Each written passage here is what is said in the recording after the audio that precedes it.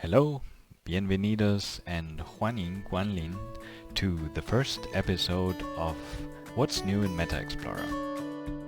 Here I'm going to show what changes I've made in the past time and how the editor is evolving and how the MetaExplorer.io page changes. That's also the page you're seeing here in the editor right now. I have the plan to change this, and for that I will use MetaExplorer. So the thing is, what I've worked on most recently is this preview window up here.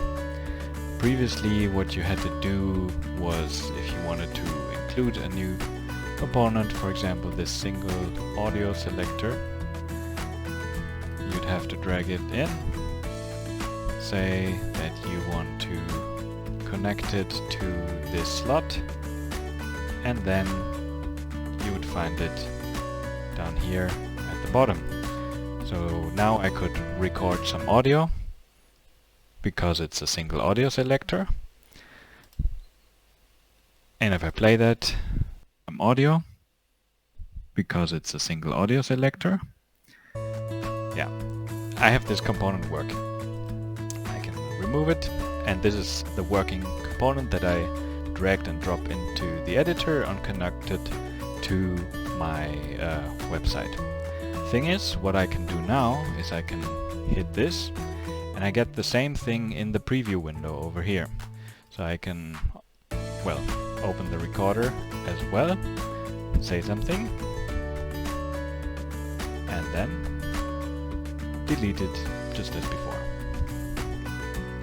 Okay, so that means the preview window over here is completely interactive, so you get the same stuff.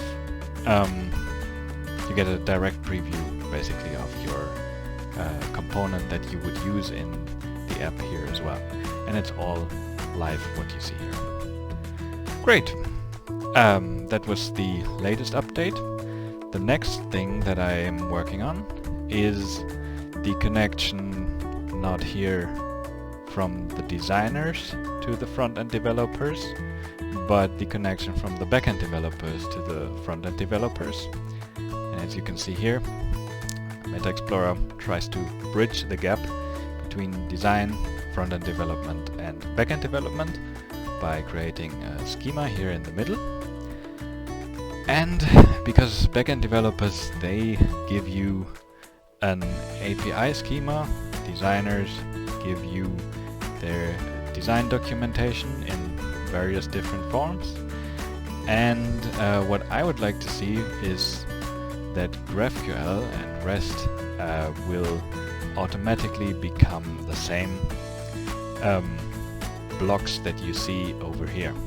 So then, in this example, right, I had this single audio selector that I connected into the visual display, but I would simply like to have data coming in and out of these components here. And if I have a backend developer that gives me a GraphQL API, I could generate these blocks here automatically. So that would mean that every API, stands for application programming interface from the backend, could be connected with MetaExplorer. So that's the next part I'm working on. There's a project called GraphQL-generator, which already does this for other types of apps, not yet for the MetaExplorer schema. The step in the middle would be not to write a complete generator myself. The first step would be to choose one of the most famous backends, which would be WordPress, and connect that to MetaExplorer, and then slowly move that to any GraphQL API. For that, I have a little WordPress blog on schneider.com that only consists of a few blog posts right now, but I want to include any blog posts about MetaExplorer in the MetaExplorer website. So how am I gonna do that? I asked somebody on Upwork to write a little connection from WordPress GraphQL to a React app. And here you can see the project of WordPress GraphQL, which is, I think most of you have probably heard of WordPress, but WordPress is a content management system that gives you front-end and back-end, but the plugin for WordPress, which gives you a GraphQL API, is called WordPress GraphQL, and that's actually the thing that I'm looking at right here. So this is their blog, and from that down here I get this blog post, and the project that I had done on Upwork was this one, where somebody wrote a little GraphQL endpoint and gets the data. For example, the post we just saw was down here. Okay, and that would mean that I can then have my own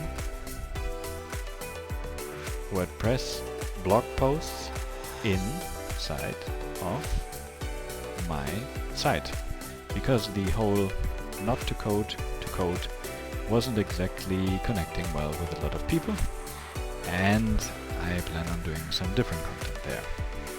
Great, that's it from me. I hope you enjoyed this episode.